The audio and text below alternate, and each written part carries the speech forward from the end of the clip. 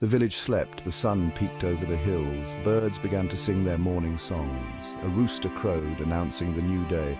Ravi, a young farmer, stirred in his bed. He stretched and yawned, feeling the warmth of the morning sun on his face. Today was a new day, a day for working the land. Ravi felt a sense of peace. He lived a simple life, but it was a good life. He loved his village, nestled among the hills and forests. Ravi's farm was not large, but it was his. He knew every inch of it, every rise and fall of the land. He had inherited it from his father, and his father from his grandfather. The land was their legacy, a gift passed down through generations. The soil was not always fertile, but Ravi knew how to coax life from it.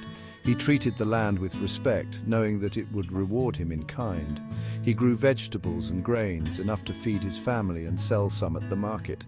He took pride in his work, in providing for himself and his family. Ravi's day began early with the rising sun. He ate a quick breakfast with his wife and children. Then he would head out to the fields. He worked steadily, his movements sure and practiced.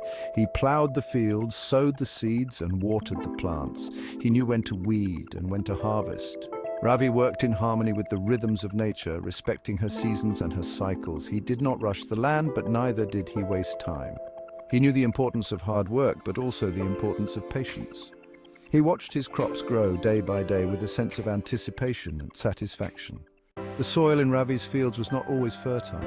There were times of drought when the sun beat down relentlessly and the earth cracked.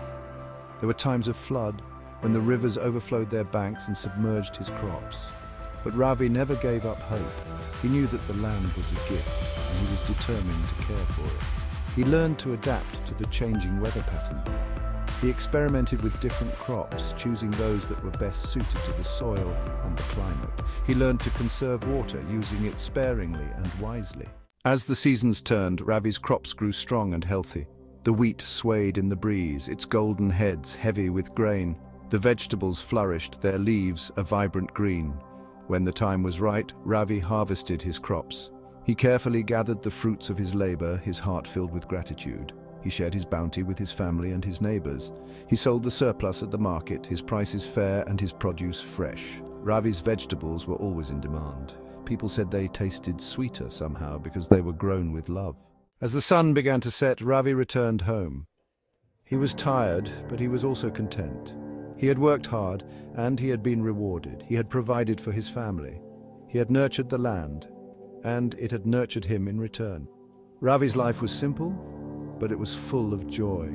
He found happiness in the everyday moments, in the warmth of the sun on his face and the feel of the earth beneath his feet.